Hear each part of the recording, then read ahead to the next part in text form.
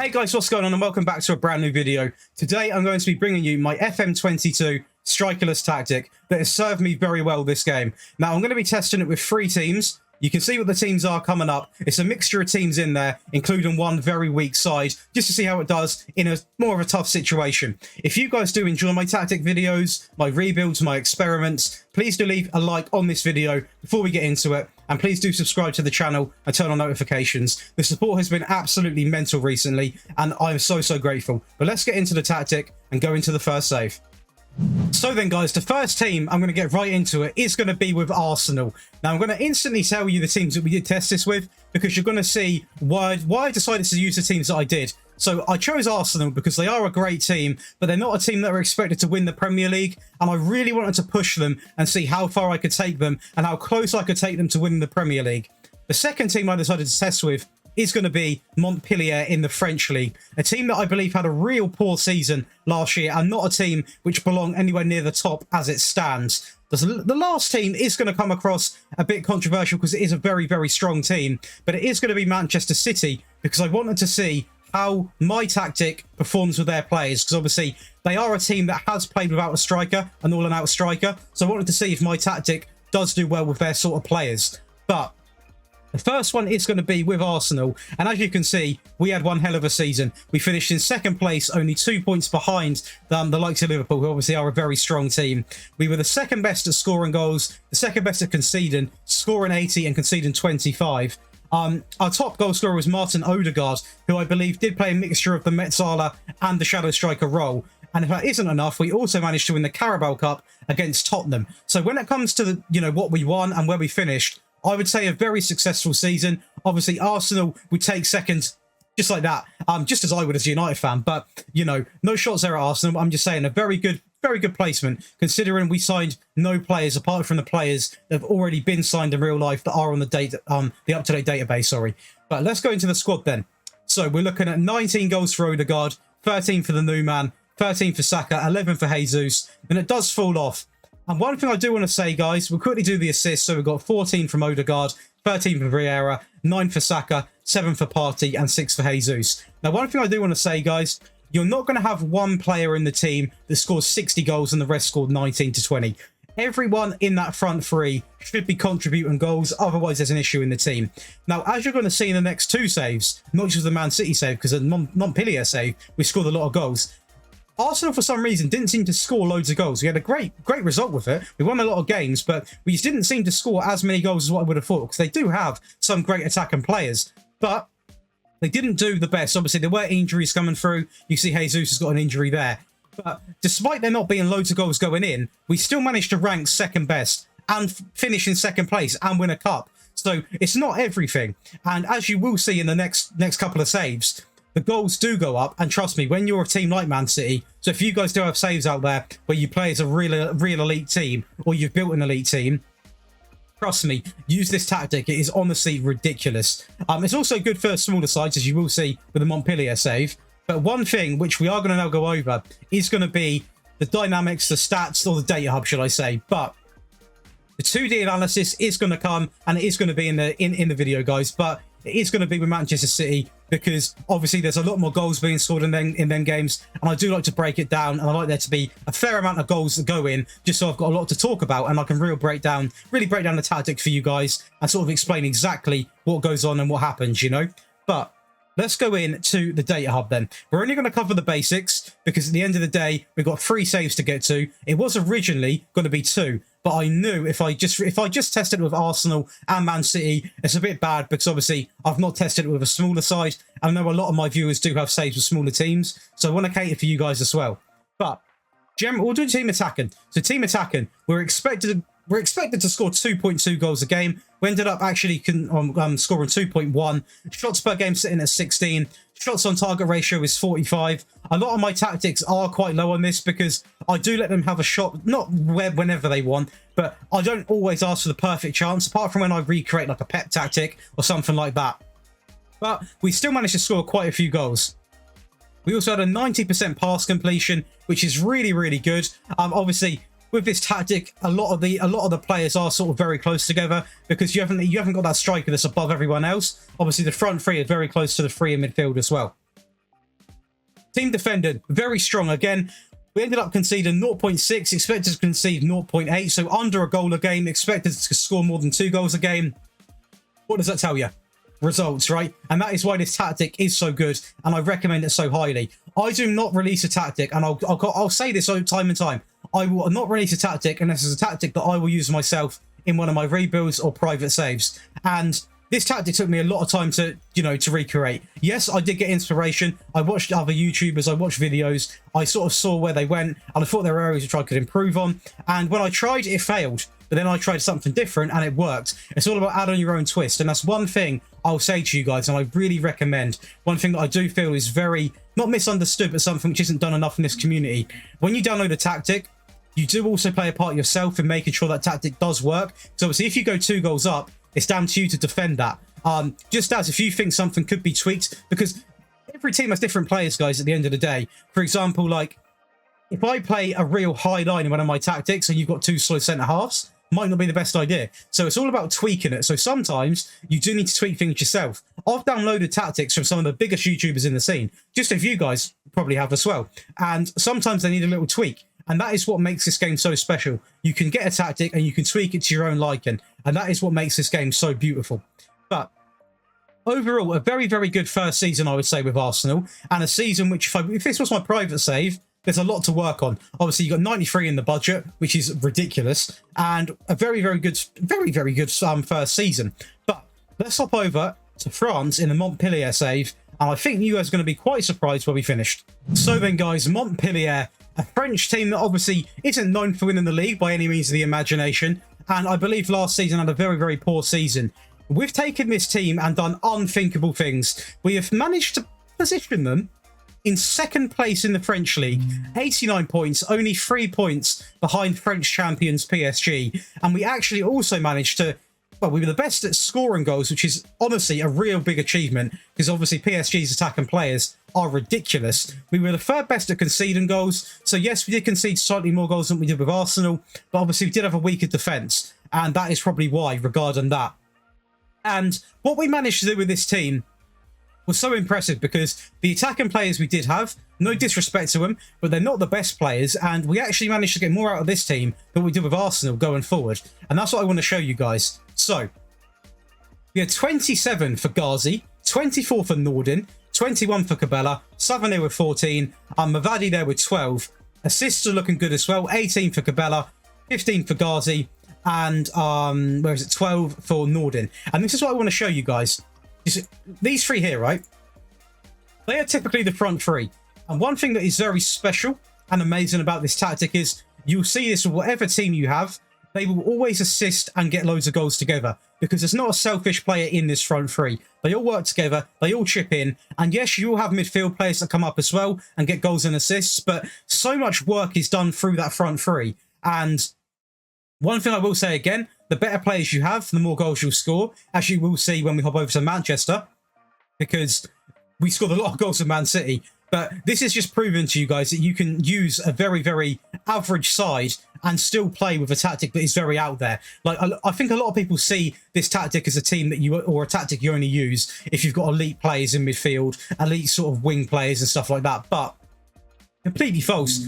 You can use this tactic with a weakened side. Obviously, if you were to use this with the likes of, let me have a quick think, with the likes of like Norwich in the Premier League, for example, then you might not finish in the best place, because obviously you're in a very tough league. But I believe it still would do some decent to some extent. But if you are playing in a foreign league, like a French league or anything like that, with a weaker team, and you're trying to rebuild them, make them the dominant team in the league, as I tested here, it's definitely doable, guys. And it's something which I would recommend trying. It's really fun playing with a tactic without a striker. It's because it's something different and it keeps the game fresh. And it's just really good to see. But we'll go into the data hub here then. So team attacking. More goals actually scored here. 2.63 goals scored a game. I don't know why it's done that.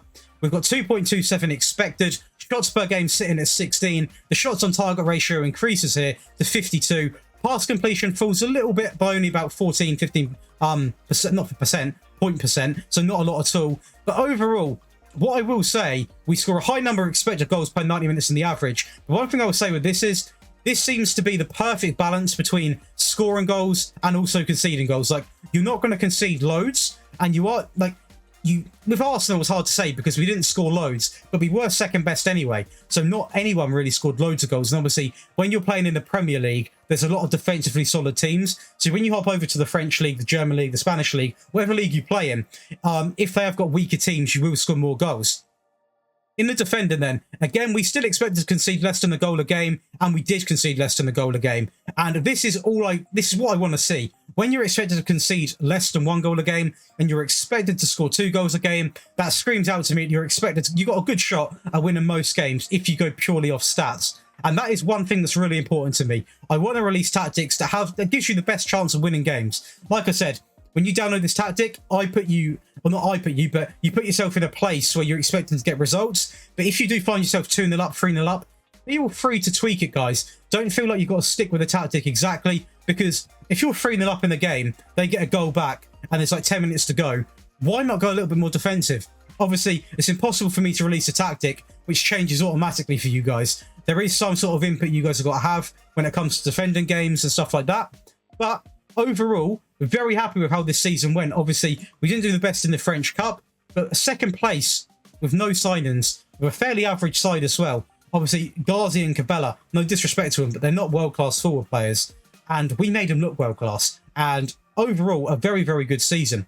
But let's hop over to the Man City, and that is going to include the 2D analysis, a breakdown of the data hub again, and also the full-on tactic breakdown. So let's do it. Before we do get into the Manchester City save though, guys, if you are enjoying the breakdown so far, you're enjoying the video, please do drop a like on the video. It means a lot, guys. It really does. And if you enjoy my content enough and you want to see more tactics, rebuilds, experiments, etc., etc., please do subscribe to the channel and turn on notifications. It's completely free and it helps out a bunch. It really does. But let's go over to Manchester City and break down this tactic. So this is where things get dominant, it's the word I'd use. Very dominant. We managed to win the Champions League, the Premier League, the Carabao Cup and the Community Shield, scoring 144 goals and only conceding 21. Now, because I can see it on the TikTok comments already before I even upload it, I know anyone can win the league with Manchester City. The only reason why I wanted to include them as a test is because they're one of the few teams that come into my head when I think of a team that has played without an all-and-out striker. And it was a really fun experiment. To top off the trophies, we actually go undefeated in the Premier League, drawing 3 games. So not completely, we didn't win every one, but we did draw a few, not too many. And we actually went completely undefeated, which is a massive accomplishment. Whatever team you play with, to go completely undefeated is a massive accomplishment. So very proud of the boys for that. Now, if we go over to the squad, this is where things get very interesting, and this will explain what I mean by if you do decide to use with like an elite club, your Bayerns, your Cities, your PSGs, whoever it is, this is what you're going to see.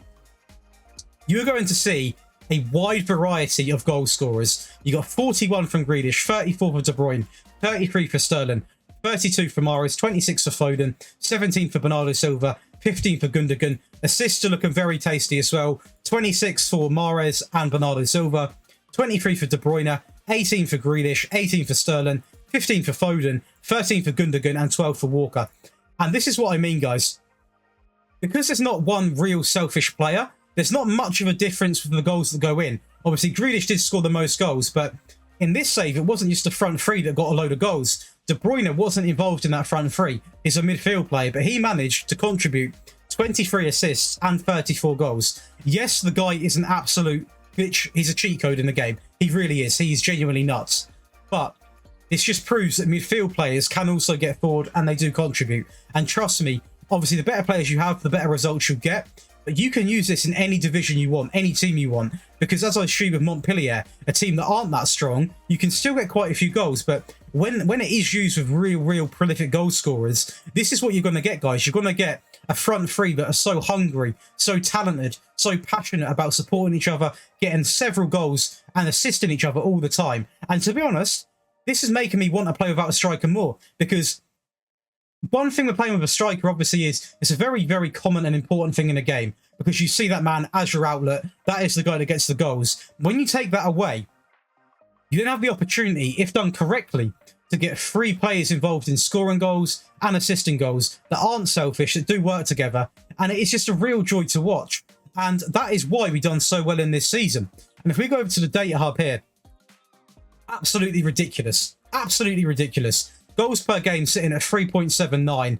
We were expected to score 3.2. The shots on target ratio, again, isn't too high. Pass completion sitting at 90.7, so basically 91. Again, better players, so that's probably why it increased slightly. Team defending, again, absolutely beautiful stuff to see. Conceding less than a goal a game. So with this tactic, guys, I mean, I don't know what to say, especially in this save. We were expected to concede less than a goal a game and expected to score more than 3. Now, you don't even have to watch football to understand them stats. It's honestly a joke. It is ridiculous. So this just, the reason why I wanted to, have a dominant team as well is because I do know a lot of my viewers as well do saves with the likes of Manchester United, Liverpool, Man City. So they do use big teams, and that's why I always like to include at least one giant team just to show you how dominant you can be in your league and across Europe or wherever you are playing. And it really is it's a piece of art, guys. It really is a piece of art. But let's go into some 2D analysis, and we're going to break down the tactic. Then after we've done that, I'm going to go over every single player role, every single instruction, and yeah. But let's get into some 2D gameplay. So then, guys, I picked a game. It's going to be Aston Villa at home in what was a 5-0 win. I picked this game because there's quite a lot of goals, and it gives me a good chance to explain exactly how this team attacks, and hopefully we can also see where we win the ball back as well. But I want to point out, when you first start a game, it does look like a 4-3-3, right? You get your 4 defenders, your 3 in midfield, and your 3 up top. Obviously, in this case, it is Phil Foden that is in that shadow striker role. He will not play as an all-and-out striker, so don't expect him to make loads of in-behind runs, but you're still going to get goals. And this is what I want to show you guys. When I said that a lot of players are always together, this isn't a possession-based tactic, but you will hold a lot of the ball as well because everyone is reasonably close together. Like, this is almost like, look at this, like a perfect five players here.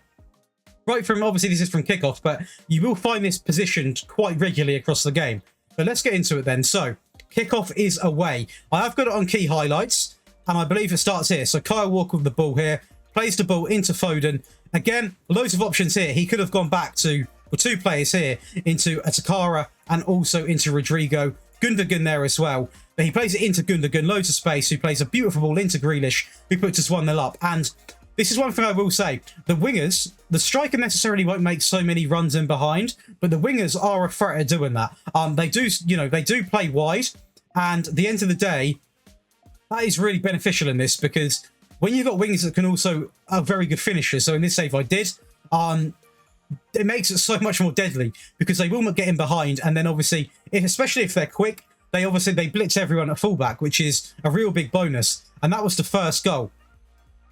Moving on then to, this is a spell of possession from them. Now this tactic, I will say, does have quite a bit of pressing. A lot of my tactics do. I'm a big fan of playing with a press. The counter press is something that I really do like having. And I think it's important because it's difficult if you're a smaller team, like I'm talking smaller, like possibly League 2 or beyond, your players are going to get really tired. But if you're playing even like, championship above, like even to a middle sort of, rated team, your players are more than capable of doing it. And it works so well. Like if you watch here, number 22, he has got options on, but we've got Walker here who's on 24. We've got 4 people actually here that are around number 7. So I'm hoping, depending on where he goes, he plays it over the top. If he would have played it into McGinn there would literally be 3 players right on his tail to win the ball back. But he plays it over the top into INVINCIBLE, I think is how you say that. He runs it wide with the ball. Again, look how we do get back as well. We've got, obviously, Walker approaching him quickly. There's no real threat for a Villa player in the box yet, unless Diaz does lose him. He carries on with the ball. He gets it across, and it goes all the way into Zinchenko. And that's what I mean, guys. The way that we get back, and look at this. We are a pack of wolves hunting for the ball into Lo Celso. He does play a great ball into Bailey there. But again, 2 players right on Matty Cash there. We've got Foden and Grealish. So Foden, this is a perfect example. The man that's a shadow striker, he's nowhere here, is he? Can you see him? Nowhere here. He's getting back to win the ball back. And that's what I love about this tactic. And unfortunately, they does have, to be fair to Villa, they do have a good passage of play there. But I still get to show you how this tactic does work. Ball goes into the box, it's cleared. Bernardo Silva on the counter attack. And now look at it. Look at the pack of wolves running. You got Mahrez, you got Foden, you got Gundogan. You also got Jack Grealish here, who's actually in acres of space. A brilliant run. And that's who he picks out. Grealish gets the ball, who had one hell of a season. Hits it, unfortunately, right at Martinez. A good save. Obviously, want to point out, guys, all these highlights aren't necessarily going to be goals. It's on key highlights, because that way we can see all the chances we create. Corner does come in here, which isn't going to result in a goal. I can tell you that, so you can see it. Ball goes back out into a Takara. That must be a youth player, I believe that is. I'm not entirely sure. Another little set piece here. Rodrigo with the ball. Back into Zinchenko. Again, options everywhere on the pitch. Gundogan actually takes it on. Lovely bit of work from him, and I believe he goes down, and he does win a penalty. But one thing that I like to see, and I hope you guys are seeing this, when we win the ball back, you watch the front three. Oh, it's like red arrows. Honestly, ridiculous. They dart off, and there's so many options. There really is. And it's going to be Gundogan that steps up here. Obviously, a player that has got a lot of ice when it comes to penalties, and he does tuck this one away, I believe. As he does, sending the goalkeeper the wrong way. And that puts us 2-0 up in what was a 5-0 win against Aston Villa. But let's move on then. Come on, you're done with the celebrations. You're done with the celebrations. It's going to be a ball in from Bernardo Silva. Goes back out here into Foden. Now, watch here. We've got 3 players that, you know, the options. There's always players around here. They don't all push up. They don't all sit back. And it's handy because, wow, that looked incredible bit of skill from Foden, to be fair to him. He actually plays it back into that area, which I was just discussing, which then gets cleared. But you now got Ruben Diaz, who plays it into Zinchenko, plays it inside to Rodrigo. And here, again, he could play it into Walker. He could go back to a Takara if he wanted to.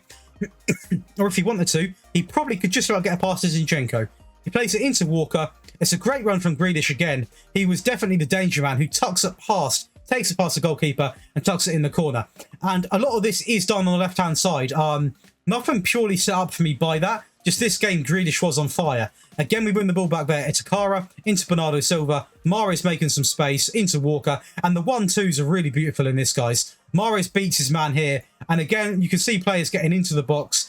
To be honest, if he wanted to, he could wait for the likes of Foden. Obviously, not real aerial threats, but they are options to have nonetheless. He plays it into Bernardo. That play is beautiful, guys. The 1-2 into Mahrez, who plays it and tucks it into the near post. But if you watch that, guys, the zip-zap, the 1-2, the fast passing, the link-up. Obviously, this team has so many amazing players, but this can be done with smaller sides, as I show you for Montpellier. But when you actually watch this in-game, it's really nice to see, guys. It really is. And it's going to be Mahrez that gets the goal. Beats, who is that? That'd be Martinez, wouldn't it? For Aston Villa in goal.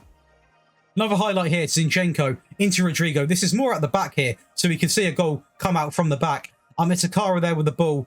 Just a bit of time on it. Walker, again, loads of options on the ball. Mahrez on the wing. Beautiful ball over into Grealish, who has absolutely sold number 2 a dream this game, which is Matty Cash. Grealish all the way back across into Mahrez. Well, it's going to be a penalty there. We do lose possession, but again, we're hungry to win the ball back. Hungry for it, and they're forced into a bad pass. We instantly win the ball back. Kyle Walker, options all over the shop. Bernardo into Rodrigo, into Mahrez, and this is where the fast passing comes in. Foden gets the ball, squares it across, and that is something which you will see in Football Manager occasionally. But usually when a player is through one-on-one, they'll just hit it. Not in this team. Unselfish is what I would describe this tactic as. Unselfish. Just everyone is happy to help each other. Everyone wants to chip in. Whether that's get an assist, get a goal, everyone will help each other out. And that is what makes this tactic different to everything else, because it's not about having that 1-star man. It's about having a star 11, is the way I'll put it. And I really enjoyed using this, and genuinely, going forward, I think I am going to use Strikerless a lot more, because it makes me realise that sometimes you don't even need to have that real threat. Like, one thing I'm going to show you guys now, if we go over to the squad and we look at, where is it? Where is he? Come on. Erling Haaland. He got 1 goal and he come on as a sub. We didn't even use a striker at all. So this just proves that you don't need a striker if you set up the tactic right. And speaking of tactics, we are now going to get into breaking down the tactic and the player roles. I know that's what you guys come here for, and I appreciate that. But I do like to, show a bit of the 2D analysis, because it got requested like 4 times. And I do like to show you how it performs over different saves, because obviously, if I just show you one save, it's not really reliable, is it? So that's why I do a wide variety of saves. If you guys have got any suggestions of teams you want me to test a save with, do comment them below as well. But let's get into the tactic then, and I'm going to break this down for you guys now. Before we do break down this tactic though, guys, please do leave this video a like as well, and please do subscribe to the channel. It helps the channel grow and also helps my videos get found. And at the moment, we're absolutely killing it, guys. Much love for that, by the way. I've got a lot of regular viewers now that are coming and watching absolutely everything. And one thing I will say is, if you are enjoying the tactic videos, guys, please do go over and check out some of the rebuilds as well. They are very fun to watch. We test out a wide variety of tactics in there as well. So it is also very tactic based as well. So if you guys are purely here for tactics, do go and check out some of the other content. There's a lot of stuff going on, but let's break down Manchester City. So let's break down this tactic then, shall we? So right off the bat then, we have got positive mentality right off the rip. In possession, we have got attack and width is to wide, pass into space, play out of defence selected. The pass and directness is on short. I did try it with the, the much shorter, but it didn't really work as much. I felt like we held on to the ball too much. We were just playing about for the sake of it. So I would advise shorter. Higher tempo, you don't need extremely high. Higher is fine for this. Low crosses, nothing selected for this, guys, at all. We have got be more expressive selected, not run at defence. Be more expressive is definitely something that I do recommend, though. In transition, we've got counter press, as I did mention. Counter when the ball has been won. That is why when you see us win the ball back, then front three, start in behind. And that is what you want to be seeing. We have got nothing selected for the goalkeeper. Distribute to area player. Anyone across the back four is fine. We don't want to distribute into midfield because we haven't, we don't want to be hitting the ball long. And we do have roller out, or you can choose short kicks. But for me, I just like rolling the ball out. Out of possession then. We have got a higher defensive line. I'm instantly going to say this because I had one person come to me about this. If you guys have got really slow centre halves, you could try dropping the line a little bit. But for me, this worked fine. We didn't get caught out much at all across any of the saves. And I would definitely recommend using it. A much higher line of engagement with the offside traps selected. We have no tighter marker selected. The trigger presses on much more often. Prevent short goalkeeper distribution and get stuck in. So you are going to pick up a few bookings, as a lot of my tactics do. But I'm a genuine person, or a genuine person. I'm a person that genuinely thinks that taking a booking, there's nothing wrong, guys. If you want to take a booking, take a booking. That's how I see things. Sometimes you need to at the end of the day. Now, into the player roles, obviously a very, very important thing. For once in my tactics, we've not got a sweeper keeper. We have got a goalkeeper on defend. Nothing special selected to him at all. So that's pretty much very straightforward for that, a defensive goalkeeper. Moving on to what is going to be the inverted wingback on the support role. We have got him on the trigger pressed on balanced, tackle harder selected, sit narrower, cut inside with the ball, shorter passing, shoot less often, and take more risks. Now, I don't want him on shoot more often because otherwise, possibly in this system it'd be fine because we've got Cancelo, who obviously has got one hell of a hit on him. But overall, I don't want my fullbacks being known for shooting. So that is why I've got him on shoot less often. And this worked really well, guys. It did. As you can imagine, the left back is the same. Same role, balance on the press, tackle harder, sit narrower, cut inside with the ball. And to be honest, guys, it just works really, really well. Shoot less often and take more risk. It works very, very well. But yeah, both of them are going to be exactly the same at the end of the day. The sit narrower worked really well for me in this system. Obviously, some people don't like playing like that, but for me, it worked very, very well. So I'm going to stick with it. We don't have a mixture of centre-backs. We've got one normal centre-back, just a basic central defender, which we'll go over now. On the defend duty, balanced trigger press, shorter passing. We do not want the long passing on these centre-backs at all. And then we have one ball-playing defender. Obviously, the defender that's better at passing, more expressive. Play that guy in the ball-playing role. Balanced trigger press, shorter passing. We don't have him on dribble more because we don't want him pushing too far up the pitch and going on one of them dribbling runs. But he has a bit more of a license to play the ball about. We then go on to what arguably is the most important position in this team, because he has got a lot to do, is the ball winner midfielder on the defending duty. Trigger press is on balance, shorter passing is on, and nothing else is selected for him. I don't have him on get further forward, and you'll see why, because our other two midfield players do have a slot. They get forward anyway, especially the Metzala player, but this guy is purely there to protect the back four. He doesn't get forward much at all. And this is a player which I'd recommend getting someone that's just get someone with a real good work rate, guys. Real good determination, got one hell of a challenge in him, and doesn't mind just being that player that, doesn't get forward as much. We then go into the box-to-box in the support role.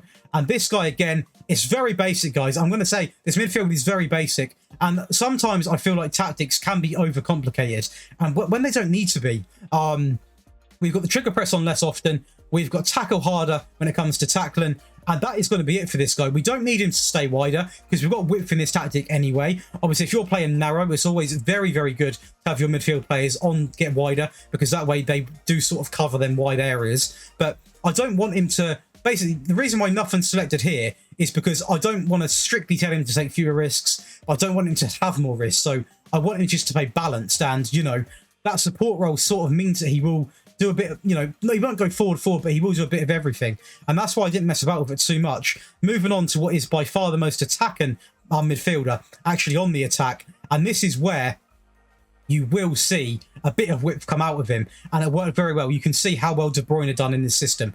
We've got him on the Metzala attack, less often on the trigger press, stay wider, get further forward, and run wide with the ball, just because he did cause lots of issues. And as you can see, especially on them highlights, De Bruyne got very close to that winger, and the link-up play was ridiculous. It really was, which probably was why, actually, Grealish in that highlight, in that sort of highlight reel, was getting a lot of the action, because De Bruyne was so close to him, so the passing play was really good. So one bit of advice, which I will say, which wasn't intentional, but get a real good goal scorer on the left-hand side if you can afford one, or if you've got one, because your midfield player will be working very closely with him. We've got him on dribble more, nothing on the shoot more often and less often. It's not needed, guys. De Bruyne scored 34 goals, and he's not even on shoot more often, so it's not needed at all. Moving on then to the front three, we have got an inside forward on the attack role. He is on trigger press less often, stay wider, get further forward, and cut inside with the ball.